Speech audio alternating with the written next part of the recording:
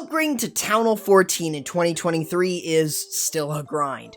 However, I wanted to give you my ultimate upgrade guide regardless if you buy the gold pass or not, and it doesn't matter where you are in the upgrade priority. I wanted to go through what you unlock new all the way into the laboratory priority. So first things first, you should get the new buildings that you unlock in the shop. So that means that you should get your pet house, additional wall segments, and the traps.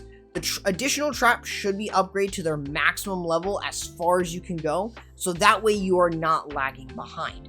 But everything else you can pretty much upgrade at your own pace, but we will be talking about the pet house very soon. And of course, there are also buildings that you don't even need to upgrade. This includes the air sweepers, army camps, dark barracks, the traps such as spring traps, the tornado traps, and skeleton traps, alongside all the collectors, which is the gold, elixir, and dark elixir collectors, all of which don't need to be touched. Including with this is going to be the spell factory and the dark spell factory.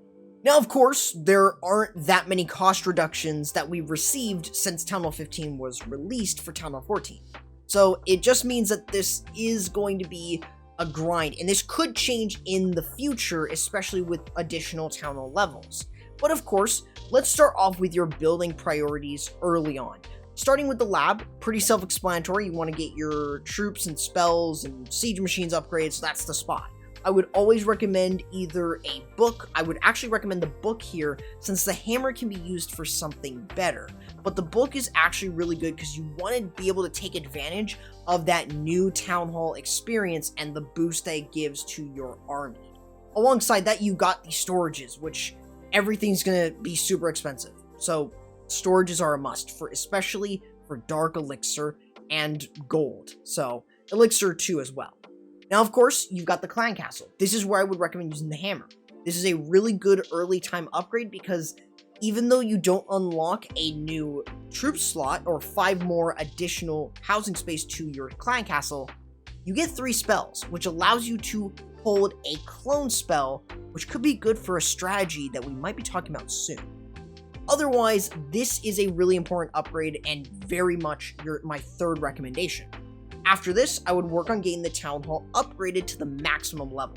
The reason is the Town Hall poison is insanely strong, and if you keep it at a lower level, chances are it's not going to be super powerful, and there are troops where they could die through the poison. Well, now they're not, so you have to consider that. Now, of course, you've also got the pet house. This should be a huge priority as you're upgrading, since the pet house also gives you the pets, so you will want to upgrade them all the way from when you unlock it, which is Lassie, all the way up to the unicorn. After this, you can really start focusing in on some of the other buildings. After this, I would actually prioritize the builder huts and getting them upgraded because battle builders at the max level is actually quite insane, and you will really like to have them maxed in comparison to having them only at level 2 or level 3. So really try to prioritize them. Even though they are another defense, they're not really that heavy, and they also provide a lot more value if your other defenses aren't necessarily maxed just yet. Now, of course, you've also got your barrack to unlock the Titans, which is a great thing, and the Titans are very strong, which we might have a video on coming up. Alongside that, the siege workshop. This is not really super important, but if you want to be able to use siege machines on your own, then this is really it. Now, if I recall, there's only one upgrade to this, which is the Flame Flinger. So you will finally be able to use multiple different armies. You just won't have the battle drill, which isn't until Town Hall 15. Of course, with your offensive upgrades, you should also be really focusing in on your heroes and your hero pets. At Town Hall 14, the Warden is a huge priority because of how good the ability is here. Otherwise, I would then focus in on getting the Archer Queen maxed out, then the Royal Champion, and then lastly, of course, the Barbarian King. Now that's what I would focus on for regular heroes. When it comes to hero pets, that's a bit of a different story. I would actually recommend upgrading the Unicorn first because of basically it's going to be used frequently on the Queen. Or you can use it with the King, but frequently on the Queen. You can then upgrade the Electric Owl, as that's going to be predominantly used on the Grand Warden and is very, very good. Outside of that, Lassie is really nice with the Royal Champion, but I would definitely not make that a huge priority. But of course, the Mighty Yak is the last one, as it's good in very specific situations, but basically is just a damage soaker. So you really want to make sure that you are upgrading those hero pets like that, but let me know if you have a different spin on the pet priority. Now from there, you get into your defenses. Now, I would always recommend starting with the heaviest hitting defenses. So what does that mean? Well, you're going to start with the Eagle Artillery. Pretty heavy damage dealer, deals damage globally pretty much, which means it's a very, very strong defense to upgrade. I would then really focus in on the Scatters. The Scatters just do an insane amount of damage, and they really do a lot of work. Now, Infernos are next, and what's really cool about this is that they go from 5 on a multi-target to 6 beams, which makes this very worth it to upgrade. I would heavily recommend doing this, as it is an upgrade that's really going to help you on defense. After this, Expos. These are basically how I would rank these, as it's incredibly important. The Expos are really good at countering the Flame Flinger, but also just really good at providing a lot of consistent damage. And unlike Town Hall 13, there's only one level, so you don't have to worry. Otherwise, after this, you get into your Wizard Towers. These aren't heavy hitting defenses, but great against smaller clumps or Lava Loon. Of course, after this, I would focus in on the air defenses, as they're really, really good to upgrade. Great against dragon attacks, Lalo. Really, you want to make sure that the air defenses are upgraded to make some of those air attacks, especially air spam, much harder. Now, of course, you've got Teslas, which just add nice chip damage, and they are very nice to upgrade, but not a huge requirement that I would place early on. Of course, back here, you have some of your lesser defenses, such as the Archer Tower and the Cannons, since you pretty much get roughly the same amount, and of course, they're not super strong by themselves. They're very much strong when you pair them with other defenses mixed around. Now, of course, you've also got the Bomb Tower, which is actually a very good upgrade, because the bomb can do some significant damage, and while it might not necessarily be the highest amount of damage like at Town Hall 15, it can still do a big significant amount, especially if you pair that with other traps, such as the giant bomb or a tornado trap and small bombs. Of course, you've also got the mortars, and even though the mortars are used to counteract the Flame Flinger, they're less desirable in comparison to an Expo that has a greater range.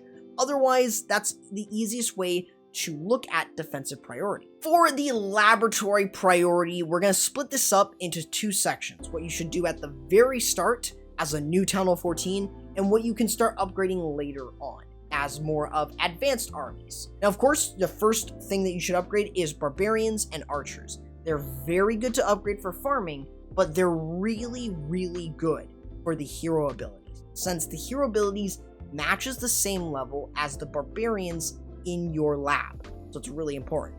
Otherwise, the Baby Dragon is another troop that you should upgrade.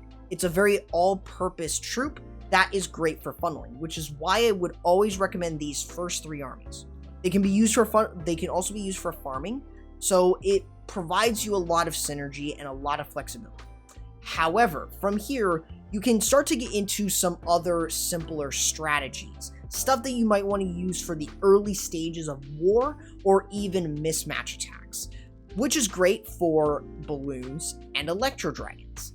Balloons are really good, as again, they're more all-purpose, and of course they can be used in other strategies, but you can also upgrade the electro dragons, which is a great troop and especially very strong at Town Hall 14. We have a couple more options for strategies.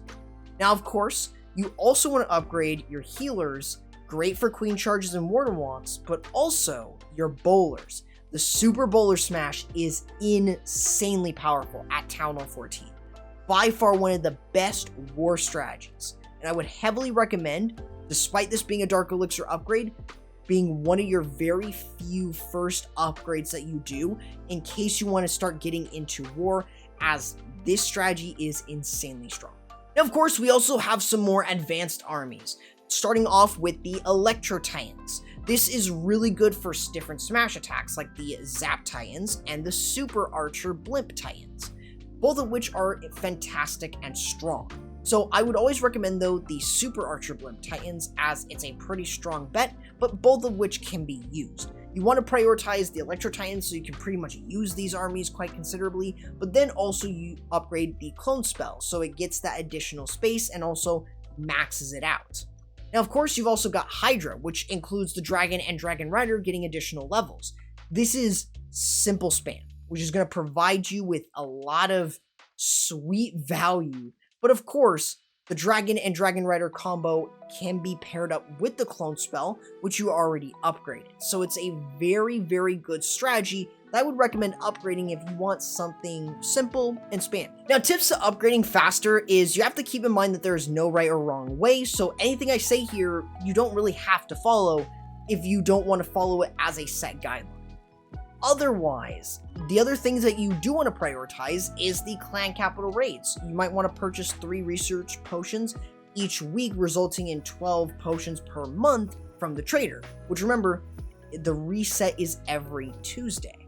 But also keep in mind that all of the resources for raid medals has been cut down to only 1 time, which means you can't rely on it. So you will need to upgrade or go out and do your attacks in order to get loot, but it's not that bad, trust me. Of course, don't upgrade troops and spells that you won't be using anytime soon, such as Valkyries or the Recall spell. But of course, these are just examples. You might actually see some use cases with this at higher town levels or just at a playstyle that you prefer.